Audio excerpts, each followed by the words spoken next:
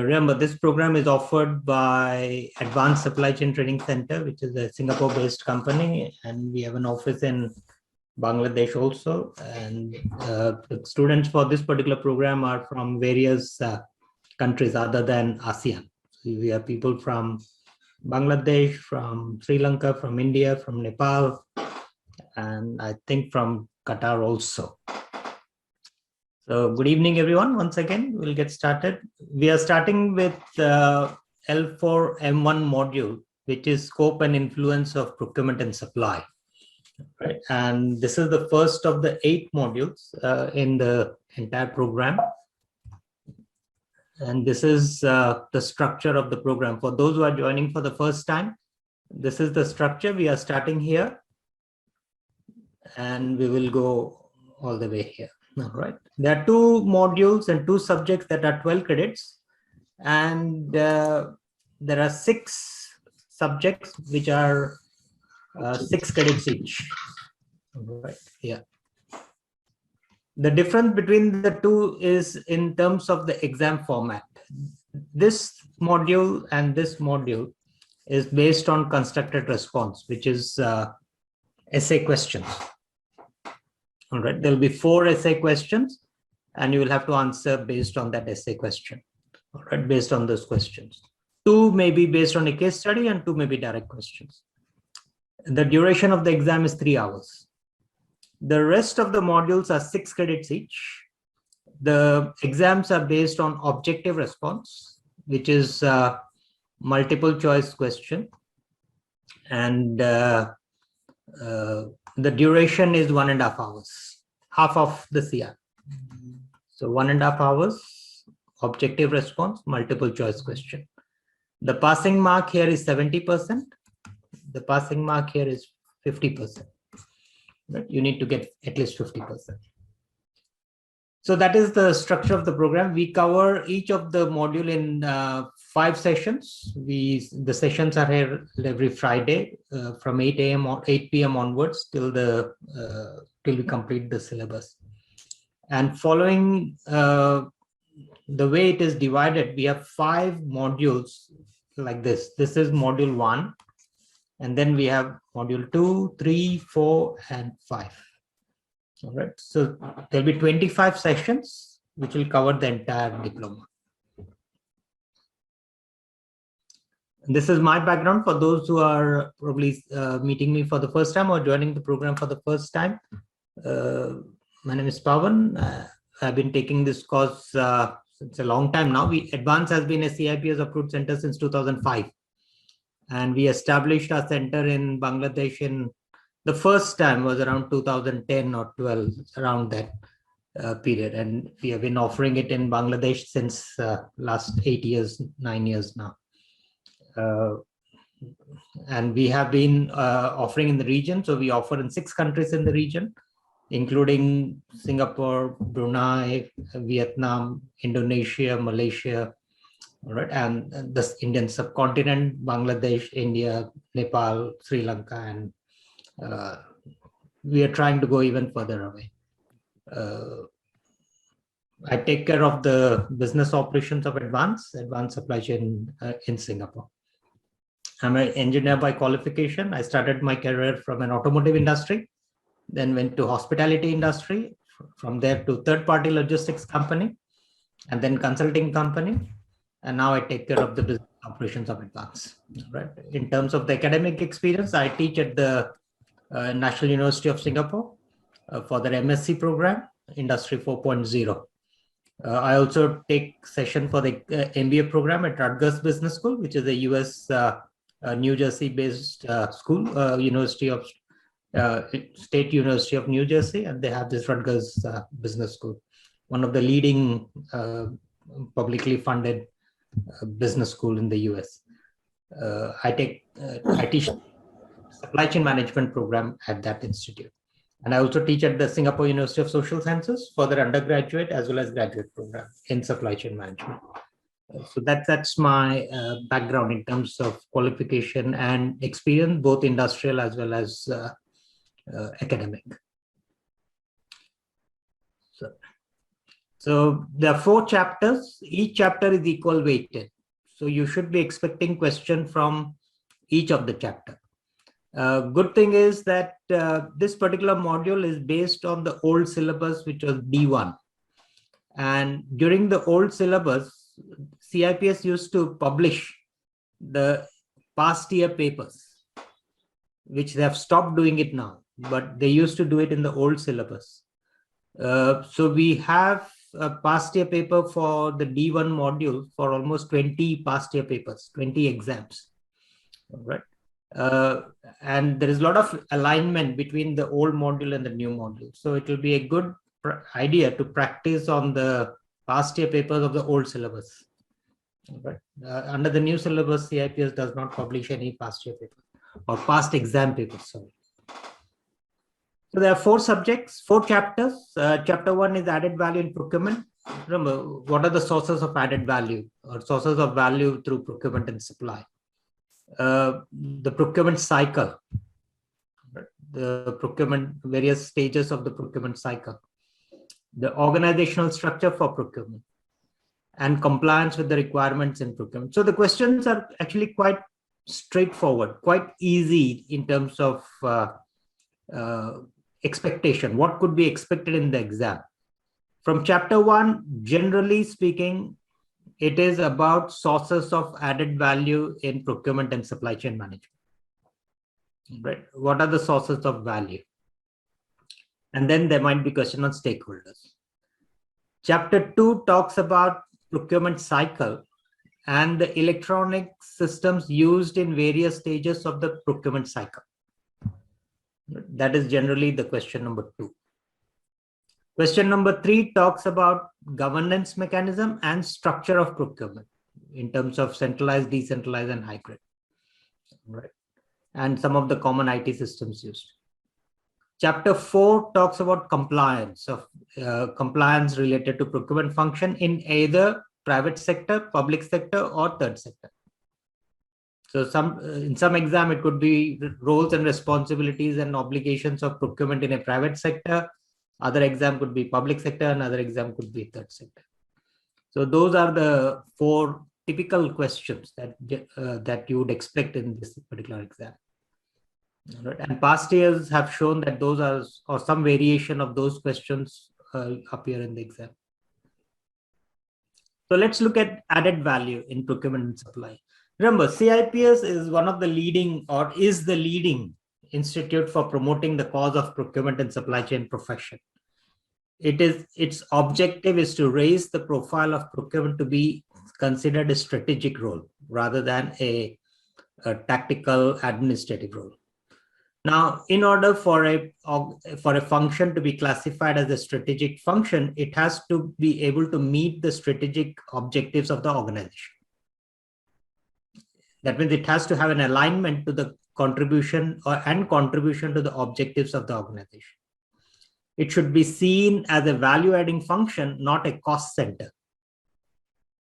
In many organizations, procurement will be seen as a cost center. Now, if you are seen as a cost, if the function is seen as a cost center, it cannot be a strategic function. It has to be seen as a value-adding function. Now, the question is, how do we add value in procurement and supply? And how do we add value from the supply chain? Sources of value add could be within the organization through the efforts of the procurement function. It could also be through collaboration with the supply chain partners. So what are the sources of those sources of added value? So that is the entire focus of chapter 1. Now, why is it important that procurement should be a strategic function? One, this is what we'll be covering. So we'll just skip this. Remember, from a strategic perspective, if you look at the organizational objective, what is an organization objective? If you're working for any organization expects return on investment or return on capital employed. If you employ maybe $100,000 to set up a company and you're operating that particular company, you would expect the organization to return on your capital employed. Obviously, higher the better. Higher the better. Now, return on capital employed is profit divided by capital. Profit is return, capital employed. Now, what is profit? Profit is revenue minus cost of goods sold minus operating cost. That is profit. Capital employed is where is the money put into the company. In the assets minus the liabilities. That is the amount of capital employed in the company. Assets, inventory is an asset. Account receivable is an asset. Fixed asset is an asset. Cash is an asset. Minus the account payable. That is the money employed in the company. So you have profit divided by capital employed. So to increase ROI, return on investment or return on capital employed, you can increase profit or you can reduce capital employed. Now, how do I reduce capital employed? I reduce capital employed by optimizing the use of capital. No, that's how you reduce your capital employed. But I optimize. I make sure that every dollar invested is invested well. When I invest in equipment, I make sure that the equipment is fully utilized. Fully utilized. So there is an asset deployment and productivity of the asset. I want to make sure that my assets are fully utilized. That will help me to reduce the amount of capital employed. If my asset is not fully optimized, I'll have to add more assets. That will increase the capital employed. To increase the profit, I can increase profit by increasing revenue. Or I can increase profit by decreasing cost. So in revenue, I have price multiplied by quantity. I can increase revenue by increasing the price of an item. If I have previously, if I was selling something at $5 a piece, now I sell at $7 a piece. For the same quantity, I get higher revenue. I can increase revenue by increasing quantity. Or I can increase profit by reducing cost. Cost of goods sold. Cost of goods sold is generally the raw material. The material that is used for the production of that particular product that you're selling. Everything inbound. And operating cost, other expenses, selling, general, administrative expenses. So these are indirect costs. So I can reduce the cost of goods sold by reducing the input cost, direct material, or I can reduce by reducing indirect material. Both will help me to increase profit. Both will help me to increase profit. All right. So how do I reduce the cost of goods sold? I have to reduce the amount of money that is being spent in buying inputs. I should reduce the amount of money that I spend in selling, general, and distribution expenses. Then I'll have a higher profit. Higher profit, lower capital employed, return on investment will be higher. Return on investment will be. Then the question is, why will anybody want to pay a higher price?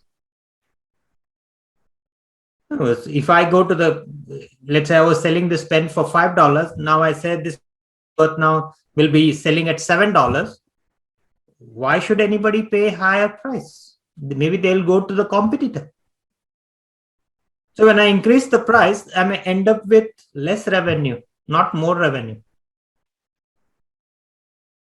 Unless I offer some value which my competitors don't offer,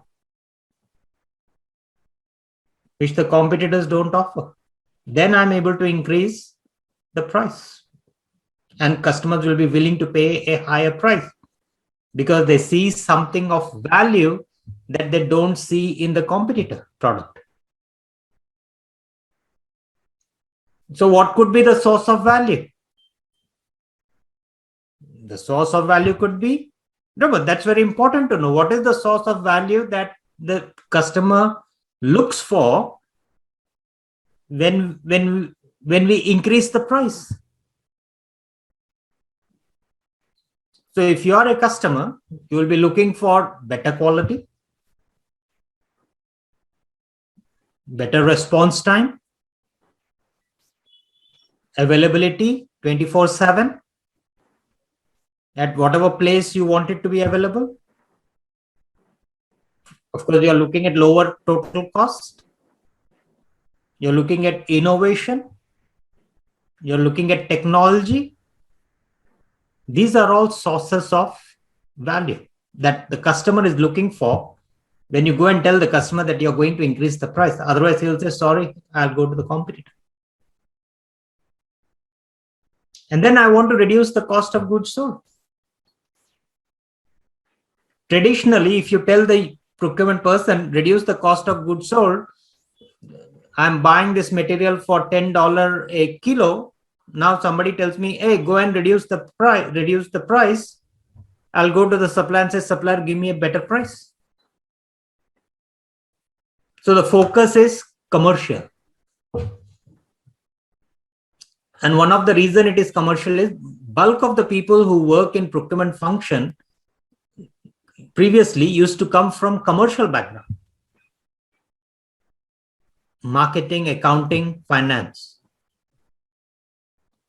So their approach to reducing cost would be to go to the supplier and tell the supplier to reduce the cost. Of course, I can go to the supplier and tell the supplier to reduce cost, but there can be more than one way of doing that. So from a procurement perspective, I have to look at what are the sources available to me or opportunities available to me to reduce the cost of goods sold. And similarly for indirect goods, what are the opportunities for me to reduce the indirect goods, cost of indirect goods? If I can do that, I increase profit. And when I reduce the capital employed by reducing inventory, by reducing account receivable, by reducing fixed assets, I can reduce the capital employed. Or by productivity, better use of assets, I can reduce the capital employed. So whatever I do has to be driven by procurement. Procurement should understand that these are the things that they can carry out, rather than focusing on doing the sourcing.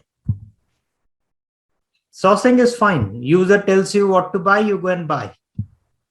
But I have to start looking at what value I'm adding to my organization.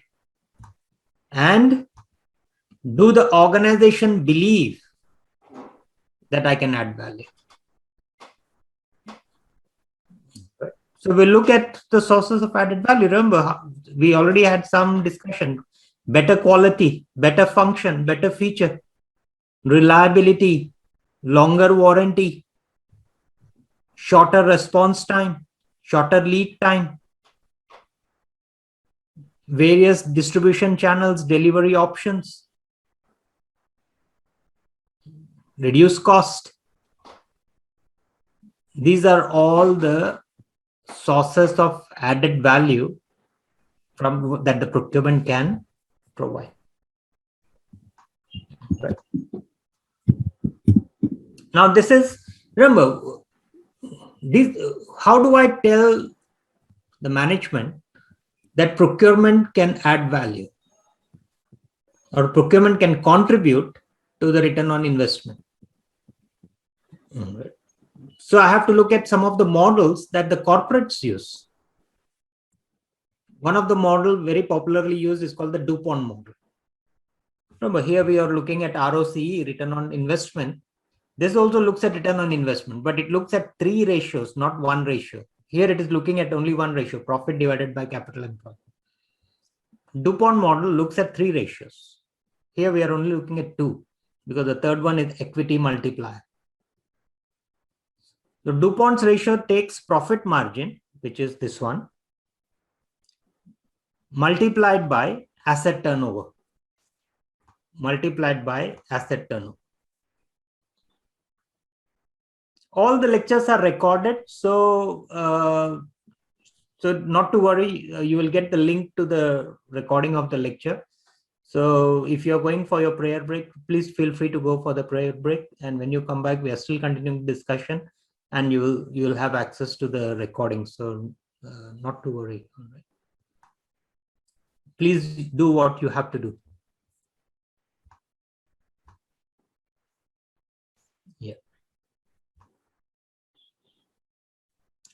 So if I look at the profit margin, again is the same thing. Net income divided by sales. Net income is sales minus cost of goods sold plus other goods, and cost of goods sold or labor, material, overhead. Asset turnover rate, sales divided by total asset. Total asset is current asset plus fixed asset.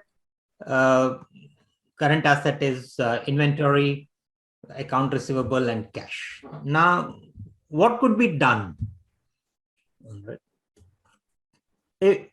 This particular model shows for a given company, the numbers in black is the actual numbers. And based on the numbers, the return on investment is 7.5%.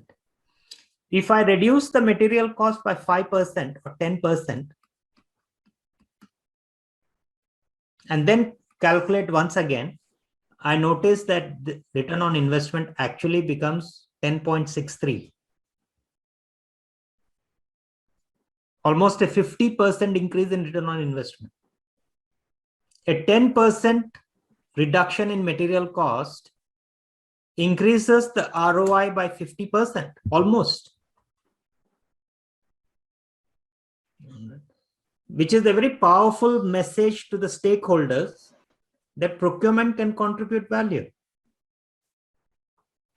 Now the question is how? So I have to start looking at 3 things. First, the process of procurement. How proactive it is. How efficient it is. Second, technology, systems and technologies in procurement. 3, skills, competency. Are my people competent? Do they know what is procurement? Are they qualified to be procurement?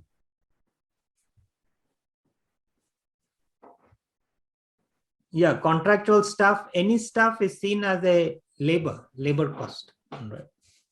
Not overhead.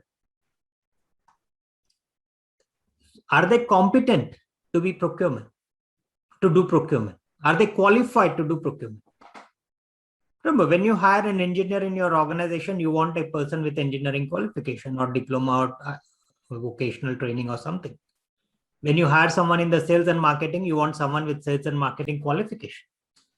When you hire someone in the accounting, you want someone with the accounting qualification.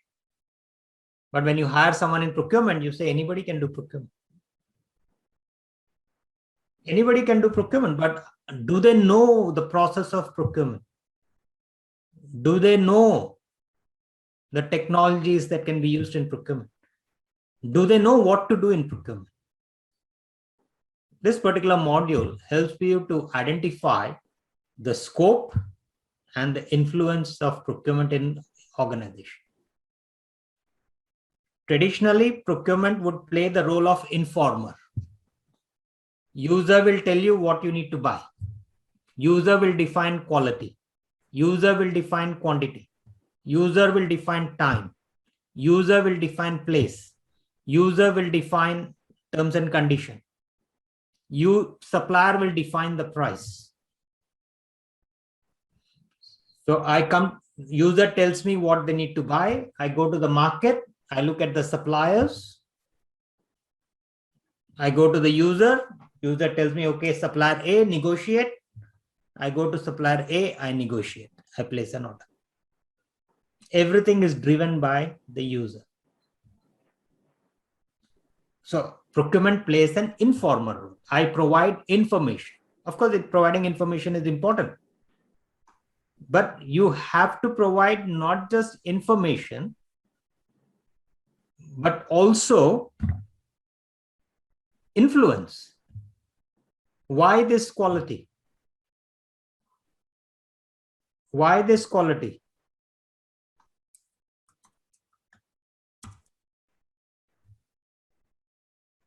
All right. Why this quality?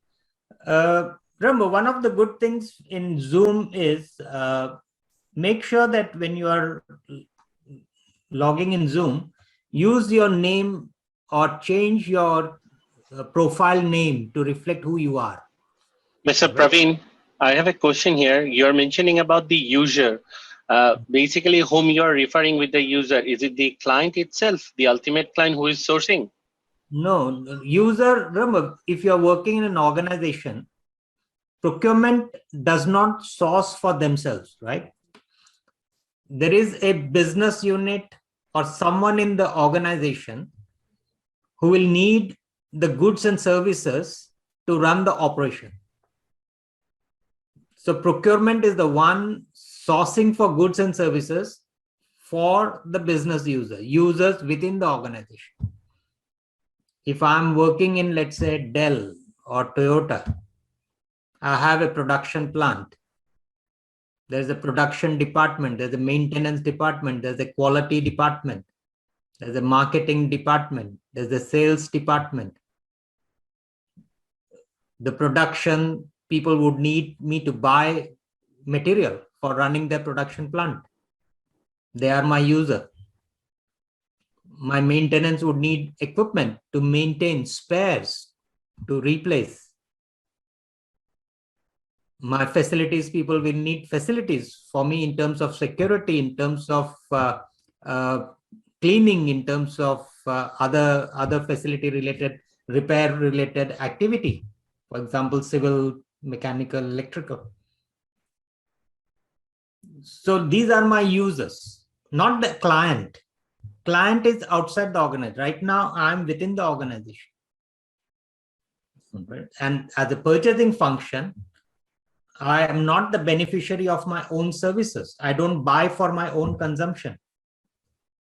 I do the sourcing on behalf of my business users.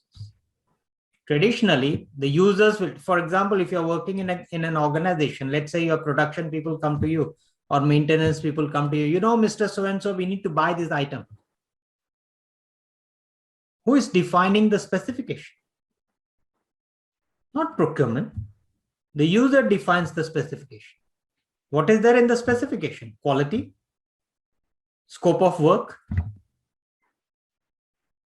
As a procurement person, I take the specification, I go to the market and look for suppliers who will be able to provide services related to that specification.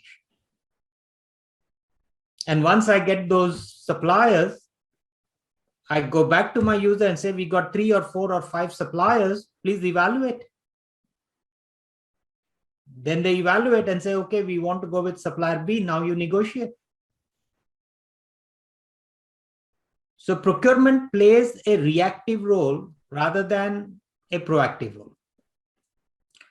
So from a scope and influence perspective, procurement will have to widen the scope of procurement from pure sourcing to be able to influence what you're buying, how you're buying.